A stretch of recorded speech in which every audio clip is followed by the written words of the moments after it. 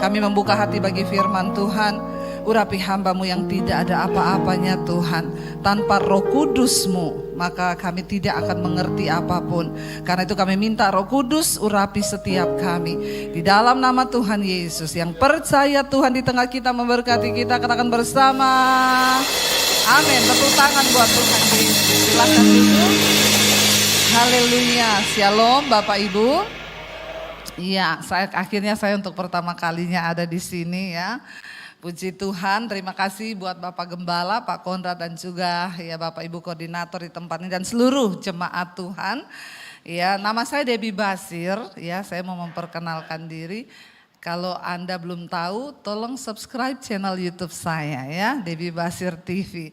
Iya, saudara, hari ini tema firman Tuhan adalah keluarga yang sehat. Ya, siapa yang merasa memiliki keluarga yang sehat hari ini? Ya. Keluarga yang sehat itu apakah tidak ada masalah? Ya, tidak adalah keluarga yang sempurna. Ya, karena semua keluarga itu terdiri dari beberapa orang. Yang sempurna itu tidak ada, saudara. Tetapi menuju ke sana itu sehat, ya. Bukan keluarga yang dibiarkan begitu saja. Nah, kita akan belajar dari firman Tuhan hari ini dari Injil Lukas pasal yang ke-15. Ayat yang ke-11 kita mulai, saudara. Saya percaya ada banyak nilai yang bisa kita dapatkan dari firman Tuhan ini tentang sebuah keluarga. Injil Lukas pasal yang ke-15 ayat yang ke-11 mulai, di sana judul perikopnya perumpamaan tentang anak yang hilang. Ayat yang ke-11 baca bersama 1, 2, 3. Yesus berkata lagi, ada seorang mempunyai 2 anak laki-laki. 12. Kata yang bungsu kepada ayahnya, Bapa, berikanlah kepadaku bagian harta milik kita yang menjadi hakku. Lalu ayahnya membagi-bagikan harta kekayaan itu di antara mereka. Saudara, saya mau tanya ya, ini bapaknya masih hidup, kita ini masih hidup orang tua. Tiba-tiba anak kita ngomong, ya, "Mah, Pak, aku nih minta harta warisan dong. Ya, yang menjadi bagianku, tak minta sekarang." Namanya warisan itu kan baru berlaku setelah orang tua sudah mati. Nah, kalau masih hidup diminta, kira-kira orang tuanya sedih enggak? Ya, tapi tidak dipungkiri kita ini orang Kristen seringkali begitu ya sama Tuhan ya. Udah dikasih kecukupan minta terus, karena bagi Tuhan kita udah cukup, kita merasa tidak cukup terus. Nah, saudara, tiba-tiba dia punya 2 orang anak laki-laki. Yang bungsu ini datang, "Pak, ya aku minta dong harta warisanku. Ya toh juga satu saat kan Papa mau mati nih. Papa kan punya harta toh. Daripada tunggu-tunggu nanti Papa mati lagi, belum sempat bikin surat. Ya mending sekarang lah ya, Papa bagi dulu." Tapi memang saudara, yang namanya warisan itu kadang-kadang memang bikin pecah keluarga. Iya Pak ya? Harta itu bisa merusak hubungan, ya uang itu bisa merusak hubungan. Ya makanya saudara yang punya banyak harta, ya memang sebaiknya sebelum mati urus memang itu harta. Jangan sampai bikin masalah, kalau kita mati loh anak-anak bisa berantem loh gara-gara harta loh ya. Harta warisan saya tuh ketemu 1 orang ibu kaya, "Bu Debbie, saya tuh pusing bingung Bu, tolong doakan Bu ya, apa yang harus saya lakukan ya. Saya ini kan sudah semakin tua, saya ini punya banyak aset, punya banyak harta. Saya mau coba bagi nih sebelum saya mati." Belum apa-apa, baru rapat pertama dengan anak-anak sudah ribut. Sudah berantem Bu, anak saya tuh enggak mau, "Saya enggak mau yang ini loh, saya tuh maunya yang ini." Kalau saya jadi ibu saya bilang, "Dasar anak tidak tahu diri kalian semua. Ya cuma mau dikasih bantah lagi, ya udah bubar semua, tak kasih ke panti asuhan. Biar kapok sekalian tuh anak-anak ya." Memang saudara, bayangkan loh jadi orang tua kaya aja mau mati aja bingung mikirin harta ini nanti saya masih hidup nih Bu, masih di depan mereka ini. Sudah beribut Bu. Tak kasih kamu dapat ini, kamu dapat ini, kamu dapat ini. Itu sudah ribut, saya enggak mau. Ya memang saudara ya, ya orang itu miskin susah, kaya juga. Jadi saudara mau yang mana? Mau yang tidak Susah ya, itulah manusia. Saya ketemu orang saudara, ya pusing suami istri. Kenapa? Pusing bu, punya mesin gak ada orderan. Ya udah, kamu berdoa bertobat cari Tuhan. Sungguh-sungguh jangan banyak berantem. Karena keluarga itu kalau banyak berantem gak ada berkat. Amin. Suami istri jangan sering-sering berantem. Tokomu sepi nanti, usahamu sepi, duit gak mau datang sama orang yang suka. Ya. Ya suami istri bilang dong kanan kirinya, jangan berantem kita berdua ya, biar berkat Tuhan datang, amin. Ya benar loh ya. Yang kedua, kalau mau rumah tangga diberkati bapak-bapak jangan pelit sama istrimu. Ibu-ibu yang amin, bapak-bapak dong yang amin. Ibu-ibu langsung kenceng amin. Ya padahal ini untuk bapak-bapak ya. Benar ya, suami yang mengasihi istri itu berkatnya banyak. Enggak ada amin? Ya, karena kalau istrimu bahagia tuh pasti rumah tanggamu juga bahagia sejahtera. Ya lalu saudara saya bilang ya sudah kamu berdoa bertobat, jangan banyak berantem. Dulu berantem terus saudara. Ya sekarang jangan banyak berantem, cari Tuhan, kita berdoa yuk supaya mesinmu tuh jalan dapat orderan. Ya udah saya doakan. Sudah saya pulang, Bu puji Tuhan Bu, rame Bu, sampai enggak cukup sekarang. Jadi mau tambah mesin. Ya. Tambah mesin, saya ketemu mereka kebanjiran orderan, stres juga mukanya. Saya bilang kenapa kalian berdua stres? Kebanyakan orderan bu, pusing. Dikejar-kejar bu. Loh lah dulu saya ketemu kamu tuh pusing begini loh, stres. Nggak ada orderan. Sekarang saya ketemu kamu, orderan banyak, sudah dikejar-kejar. Tapi mukamu tetap stres. Apa saya doain lagi supaya balik lagi nggak ada orderan? Saudara manusia itu ya, memang ya begitulah saudara ya, miskin susah, kaya juga susah. Makanya yang enak itu orang yang diberkati Tuhan kayak saya ini loh. Haleluya saudara ya, diberkati Tuhan loh. Kemarin baru pulang saya jalan-jalan dari Jepang, semua dibayari. Nanti ke Amerika semua dibayari. Haleluya enggak? Jadi uang saya bisa buat bangun gereja di desa, bisa buat pelayanan di sekolah misi saya, ada 30 anak di sana bersekolah gratis selama 6 bulan mereka jadi hamba Tuhan. Ya udahlah hidup ini kita syukuri. Ya jangan berantem. Masalah harta. Anak yang bungsu datang bilang sama papanya, "Pak, sini dong." Saudara, kita tahu bagaimana hati Bapa. Sebenarnya ayat ini sedang membahas tentang hati Bapa yang begitu luar biasa. Tidak dicatat di ayat ini bapaknya marah dan ngamuk ngomong, "Dasar anak kurang ngajar, Bapak belum mati." Ya kemarin saya baca berita saudara. Ini lagi viral di TikTok videonya. Dua orang suami istri itu ya di syuting mereka curhat. Dia itu orang Tangerang. Tadinya orang kaya banget, sekarang diusir keluar dari rumah mereka. Semua hartanya dibalik nama atas nama anaknya, bahkan rumahnya diambil anaknya, dan dua orang tua ini sekarang terluntang lantung, tidak punya rumah, tidak punya apa-apa karena hartanya semua rumahnya diambil oleh anaknya.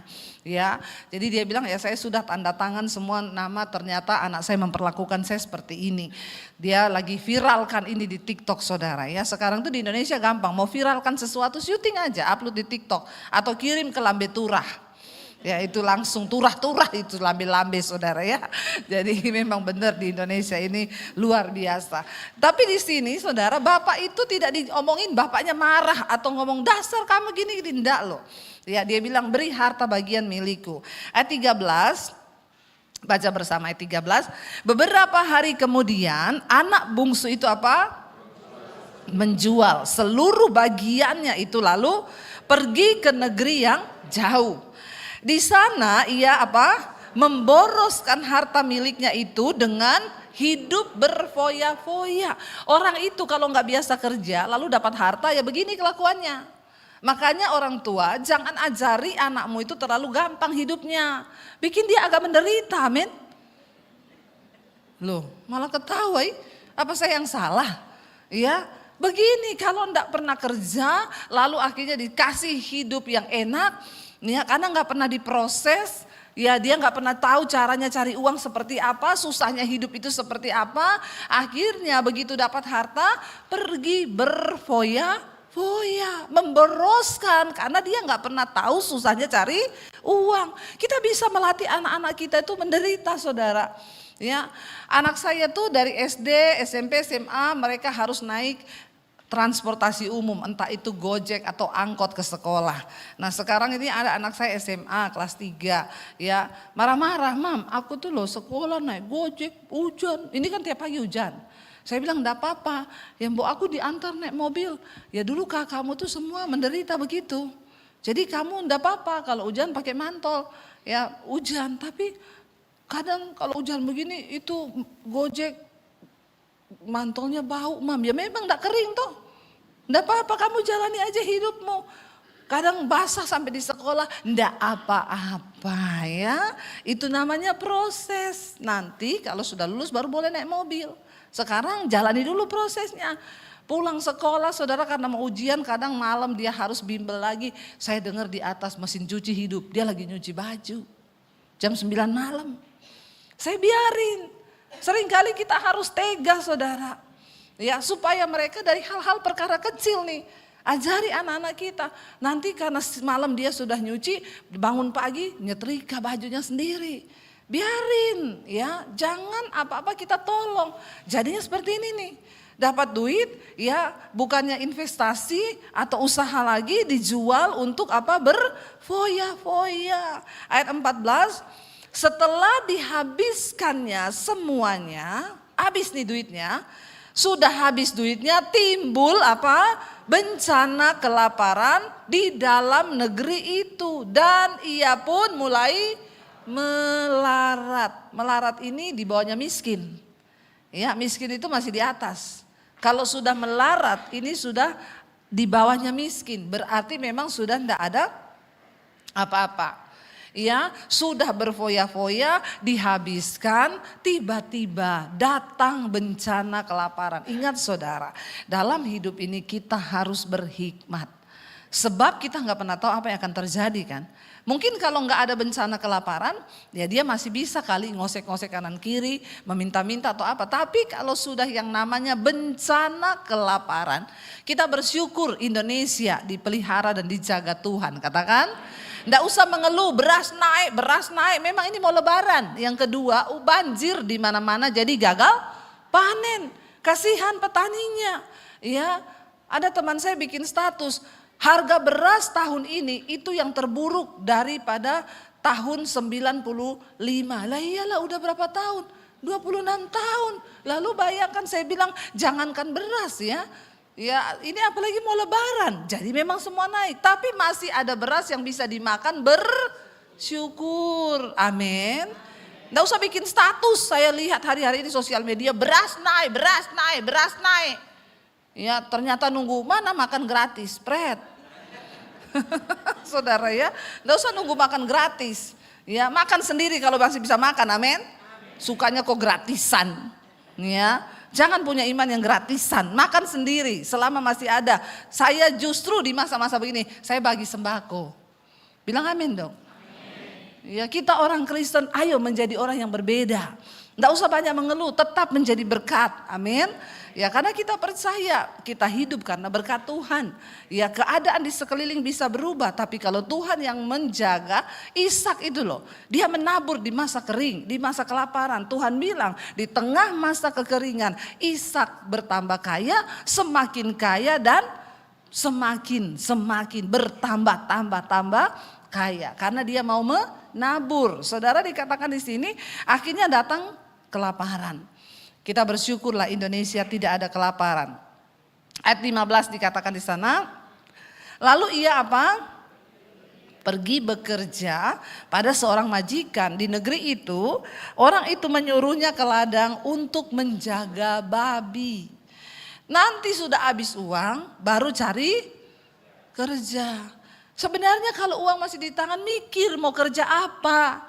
Ini anak-anak muda ya hari-hari ini ya. Jangan terlena ya.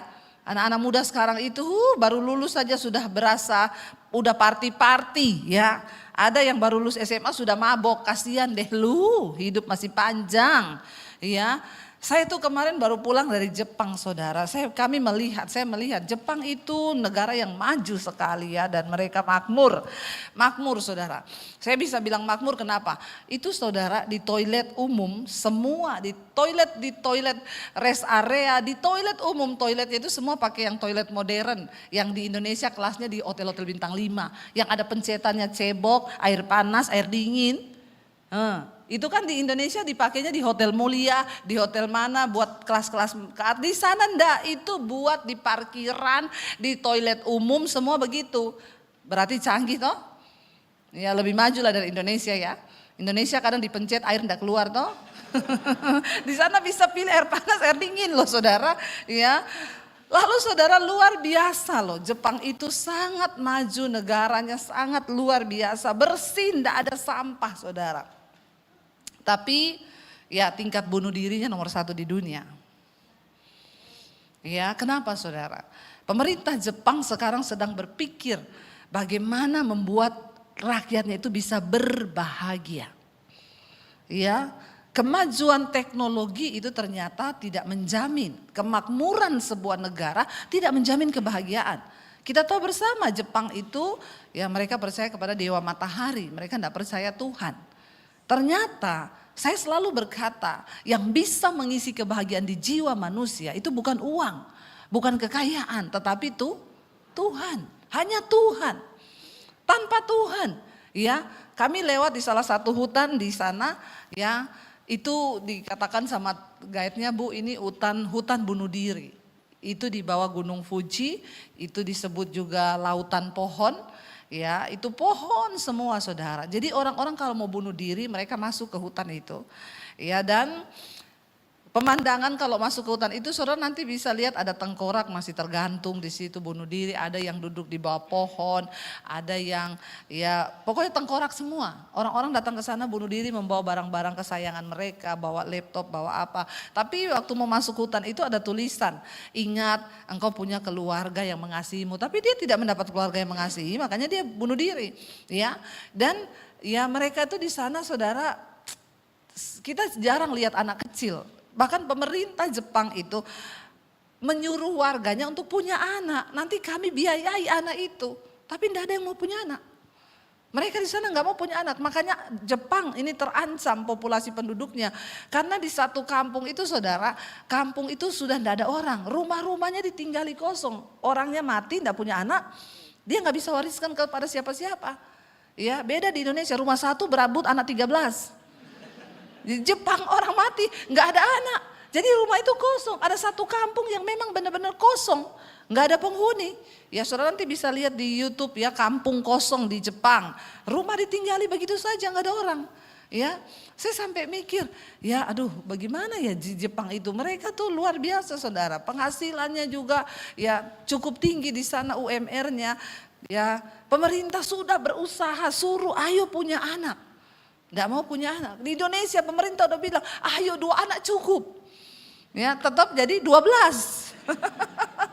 Ya itu di Indonesia. Perbedaannya lagi saudara, saya melihat anak-anak muda. Makanya saya mau bilang sama anak muda ya. Di Jepang anak SMP itu bikin robot. Di Indonesia anak SMP bikin anak. Makanya populasinya banyak saudara. Nah ini kita perlu ya untuk memberikan pendidikan ya supaya anak-anak itu ayo. Anak muda engkau pikirin masa depan. Ya jangan seperti anak ini sudah habis harta baru mikir mau kerja. Ya waktu dia habis jual dia tidak pikir ini buat apa ya. Buka warung kek atau investasi kek. Tapi sudah habis semuanya baru dia memikirkan untuk mencari pekerjaan. Akhirnya dapat pekerjaan. Ya yang paling ya bagus pekerjaan yang diberikan adalah apa? Menjaga babi. Dari anak orang kaya, tiba-tiba turun derajat jadi penjaga babi. Setengah mati enggak saudara? Setengah mati, dia belum pernah diproses. Ayat yang ke-16 dikatakan di sana, lalu ia ingin mengisi perutnya dengan ampas yang menjadi makanan babi itu. Tetapi tidak seorang pun yang memberikannya kepadanya. Bayangkan loh, pengen makan ampas babi tok.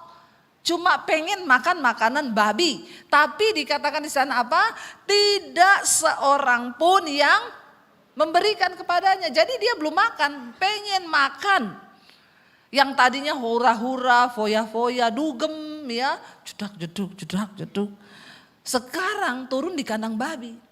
Pengen makan makanan babi tapi tidak ada yang beri. Tragis gak saudara? Kasihan, benar melarat, rat, di bawahnya miskin. Apakah karena siapa ini yang salah, ini siapa? Ini takdir atau nasib?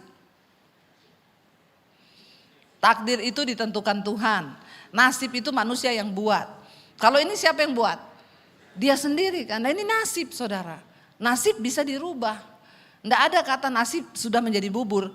Ya, nasi sudah menjadi bubur. Bubur dikasih kasih bawang goreng, ya, minyak wijen sedikit jadi bubur ayam. Masih bisa enak. Jadi nasib itu kita yang buat. Sampai pengen makan makanan babi tapi nggak ada yang kasih loh. Bayangkan kasihan banget nih saudara. Lalu ia menyadari, ya, ayat 17. Lalu ia menyadari keadaannya. Ya 17 dikatakan katanya ya, betapa banyaknya orang upahan bapakku yang apa berlimpah-limpah makanannya, tetapi aku di sini mati kelaparan. Ya kalau kita jadi bapaknya kita bilang apa saudara? Pret. Ya saudara lihat dia baru ingat, ya ampun di rumah bapakku itu banyak pegawai. Dia karena melihat dari kecil bahwa pegawainya bapaknya itu makan dengan makanan berlimpah-limpah. Dia ingat, bayangkan loh, orang upahan bapakku aja makan makanannya berlimpah. Aku di sini mati kelaparan. Ayat 18 dikatakan di sana, aku akan bangkit dan pergi kepada bapakku dan berkata kepadanya, Bapa, aku telah berdosa terhadap sorga dan terhadap Bapa. Nasib bisa dirubah ketika ada pertobatan di dalam hidup kita. Katakan, amin saudara. Seburuk apapun yang sudah engkau alami, sebesar apapun dosa yang sudah engkau buat, kalau ada pertobatan di dalam hati kita, cuma itu kuncinya kok. Tuhan itu menunggu orang berbalik. Dan berbalik itu bermula itu dari dalam hati. Makanya kita gak bisa suruh-suruh anak-anak kita, ayo bertobat, suruh orang bertobat. Kalau bukan dari dalam hatinya semuanya palsu. Ya, dari dalam hati dia akhirnya berpikir aku akan bangkit, ayo bangkit. Jangan terpuruk dalam keadaanmu. Kalau dia tinggal di situ dia pasti akan mati. Mau makan makanan babi aja enggak ada yang kasih. Dia bilang aku pasti mati di sini. Aku akan bangkit dan pergi kepada bapakku dan berkata kepadanya, Bapa, aku telah berdosa terhadap sorga dan terhadap Bapa. Kesadaran akan kita sudah melakukan kesalahan dan dosa itu penting di mata Tuhan. Sebab Tuhan menilai sikap hati kita. Semua bermula dari hati. Makanya jagalah hatimu. Ya, tidak ada dosa yang terlalu berat yang tidak bisa diampuni Tuhan saudara. Enggak ada kesalahan yang terlalu besar yang Tuhan tidak mampu untuk mengampuninya. Asalkan kita benar-benar sadar dan bertobat. Datang kepada Bapa, kembali, bangkit, jangan terpuruk. Ya jangan bilang ya sudah nasibku lah, ya sudahlah biarinlah. Ayo lakukan sesuatu. Ketika engkau sadar engkau sudah jatuh, engkau berdosa, engkau melakukan kesalahan, bangkit. Di Jepang itu saudara, ya banyak orang bunuh diri. Karena ternyata mereka itu gak punya hati atau jiwa yang memang benar hanya datang dari Tuhan saja itu. Ya merasa bahwa aku butuh sorga. Orang ini bilang kalau di Jepang mungkin ini sudah pergi ke hutan itu bunuh diri dia. Udah gantung diri. Ya tetapi dia bilang ya aku akan bangkit, aku akan pergi kembali kepada Bapakku. Ya dan aku akan berkata aku sudah berdosa terhadap sorga dan juga terhadap Bapa. Sikap hati kita saudara, niat kita untuk kembali ke jalan yang benar, itu yang Tuhan perhitungkan. Sebab pemulihan bisa terjadi. Engkau kembali bisa mengalami berkat sukacita, damai sejahtera, bahkan berkat-berkat materi. Orang diberkati Tuhan itu salah enggak? Enggak. Menjadi kaya itu dosa enggak? Enggak, asal hati kita siap. Ya, asal hati kita siap.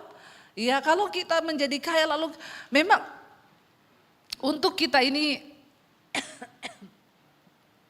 iya, minta air saudara ya.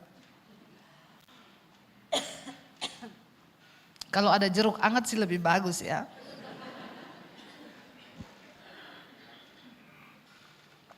Saya terlalu bersemangat. Saudara, untuk kita ini bisa menjadi berkat. Ya kita ini memang harus punya berkat kan.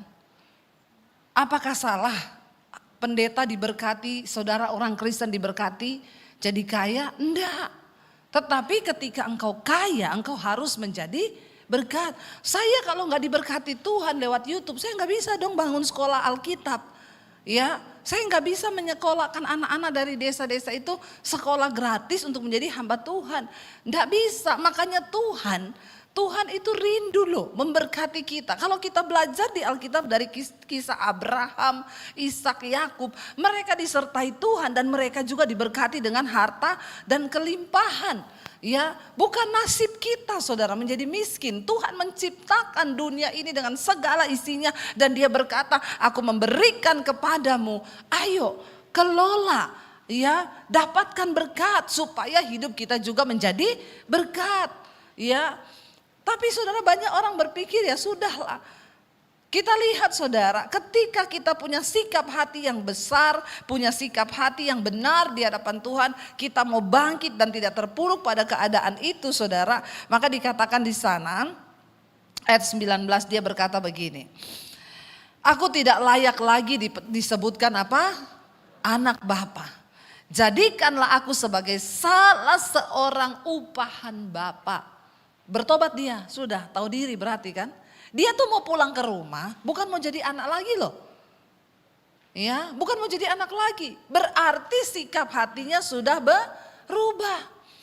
Dia pengen pulang, cuma karena dia bilang, kalau di rumah bapakku, pegawainya itu makannya banyak. Di sini saya sama-sama jadi upahan, makan makanan babi aja enggak dapat, enggak ada yang kasih.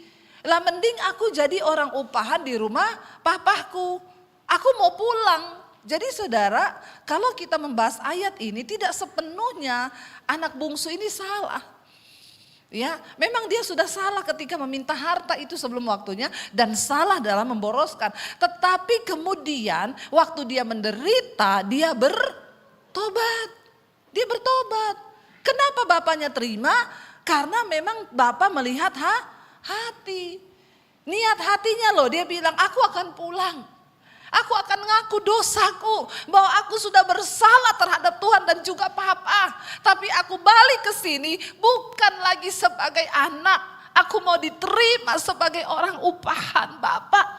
Tolong terima aku sebagai orang upahan, sebagai pegawai saja. Karena untuk makan saja di tempatmu itu ada makanan. Wow gak saudara? Ini loh yang Tuhan lihat. Kita belajar dari anak bungsu ini. Ya, dia memiliki hati yang luar biasa. Setiap kita pasti pernah berdosa. Enggak ada orang yang tidak pernah berdosa, saudara. Tapi bagaimana sikap hati kita? Bagaimana kita mengubah semua hal dulu dengan kesombongan. Dia pergi hura-hura menghabiskan harta. Memang proses itu membuat orang itu bisa bertobat. Makanya saya berdoa. Ya, Tuhan proses setiap anak-anak orang Kristen yang belum diproses itu harus diproses. Jangan benci dengan teguran Tuhan. Jangan benci dengan hajaran Tuhan. Karena teguran Tuhan seringkali membawa pertobatan. Amin. Hajaran Tuhan membawa pertobatan. Bayangkan dia punya sikap hati yang berkata, aku ini sudah salah. Dan dia tahu, dia bilang, aku tidak layak. Aku sudah tidak layak disebut anak Bapak.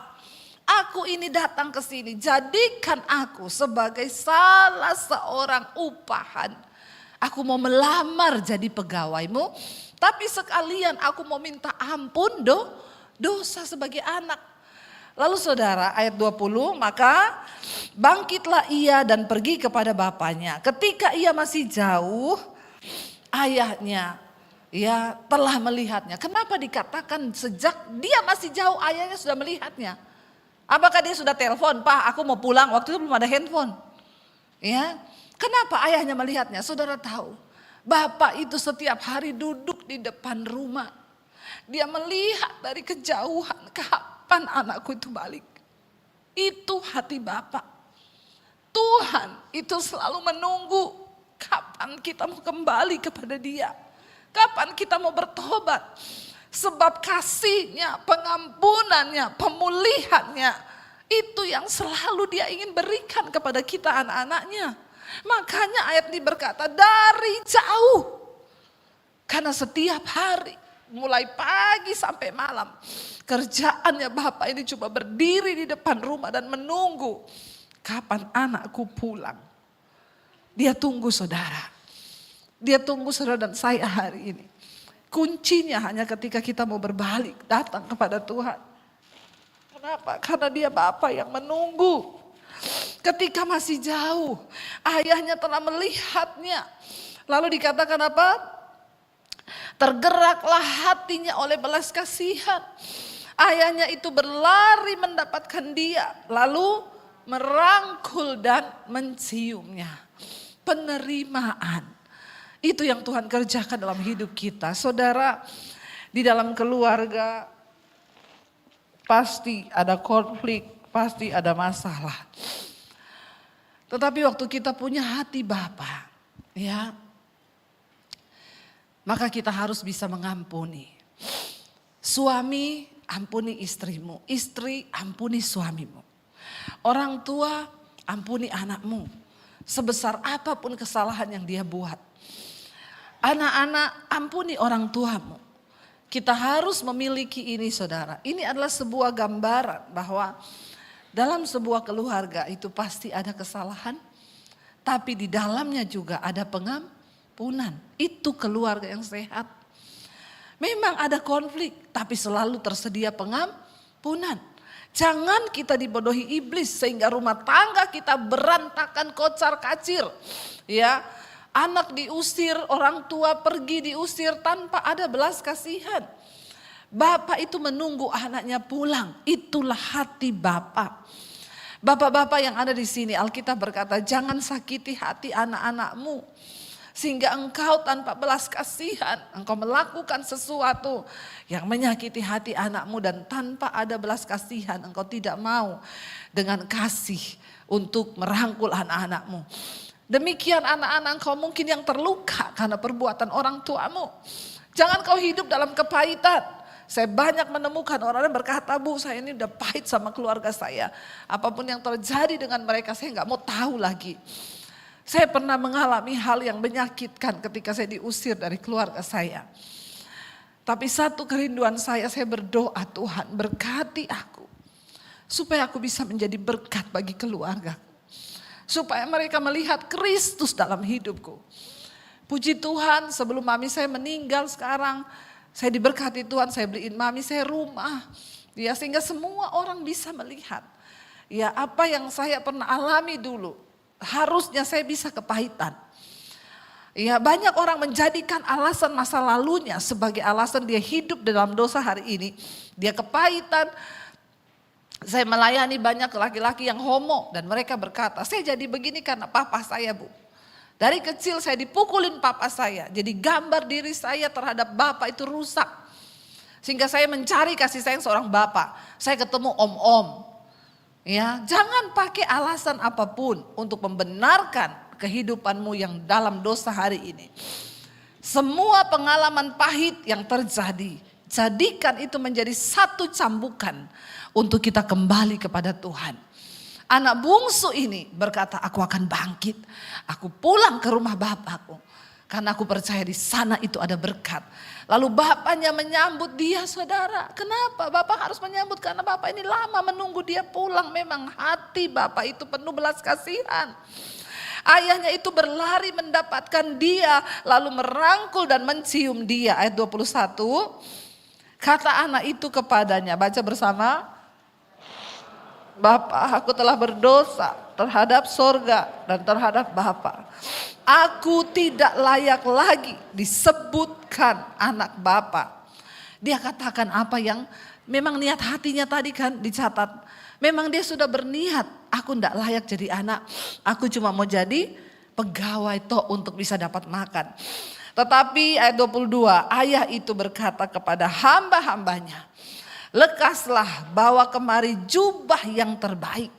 Pakaikanlah itu kepadanya dan kenakanlah cincin pada jarinya dan sepatu pada kakinya. Harta bukan segala-galanya bagi Tuhan. Tapi hidupmu itu yang berarti di mata Tuhan. Kenapa dia pakaiin jubah yang terindah? Dia beri cincin yang termahal. Karena memang saudara, ya Tuhan tunggu engkau. Berkat-berkat jasmani itu cuma bonus yang akan Tuhan berikan. Dia lebih tertarik akan hidupmu. Bagi Tuhan gak ada artinya.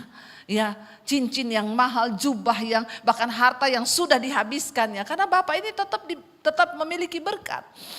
Tapi bagi dia hidupmu itu saudara. Lalu dikenakan cincin pada jarinya, sepatu pada kakinya. 23 bapaknya bilang, ambil anak lembu tambun itu, sembelih dia dan marilah kita makan dan bersuka cita. Sebab anakku ini telah mati dan menjadi hidup kembali. Ia telah hilang dan didapatkan kembali. Maka mulailah mereka bersukaria. Ya, waktu anaknya sadar dan bertobat. Maka saudara lihat, karena Bapak tahu, Bapak itu yang paling tahu. Ya udahlah, memang kamu akan pergi memboroskan harta itu. Tapi itu akan membawa kebaikan karena kau akan melihat kehidupan di luar rumah ini seperti apa. Jangan coba-coba keluar dari hadirat Tuhan.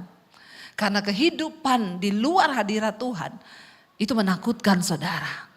Tapi Tuhan bilang biar coba aja. Ya, ternyata itu membuat hatinya berbalik. Dan dia bertobat dan kembali. Makanya Bapak bersuka cita. Pertobatan itu yang membuat Bapak bersuka cita.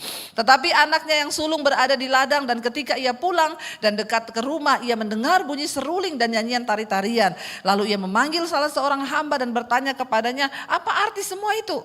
Jawab hambanya itu, adikmu telah kembali dan ayahmu telah menyembelih anak lembu tambun. Karena ia mendapatnya kembali dengan sehat. Maka marahlah. Ya, marahlah anak sulung itu dan ia tidak mau masuk. Lalu ayahnya keluar dan berbicara dengan dia. Lucu, adiknya pulang dia malah mau keluar, nggak mau masuk rumah. Karena apa? Sakit hati, iri hati. Dia tidak bisa melihat dari kacamata Tuhan. Dia hanya menilai dengan sebatas kacamata manusia. Ini tidak adil, dia udah habisin hartamu, kenapa kau terima? Tapi dia tidak tahu pertobatan dan proses apa yang sudah dialami adiknya. Harusnya dia masuk dengar dulu. Kenapa lu pulang? Tumben lu pulang. Ingat rumah. Baru dia bisa mendengar ceritanya kesaksian dari adiknya. Dia belum dengar, dia sudah marah. Karena dia sakit hati, enak aja sudah ambil harta bapak tiba-tiba datang. Tetapi saudara, ia menjawab ya anak ayahnya, katanya telah bertahun-tahun aku melayani Bapa dan belum pernah aku melanggar perintah Bapa. Tetapi kepadaku belum pernah Bapa memberikan seekor anak kambing untuk bersuka cita dengan sahabat-sahabatku.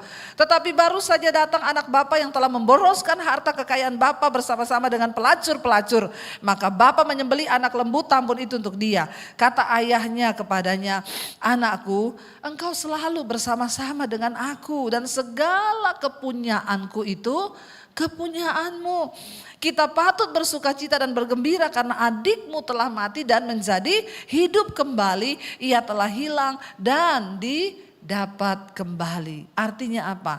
Pertobatan. Saudara, mari kita bersikap memiliki hati Tuhan. Jangan seperti anak sulung ini yang hanya melihat dari kacamata dia sendiri, melihat enak aja begini. Saya mau tutup dengan satu kesaksian. Saudara, saya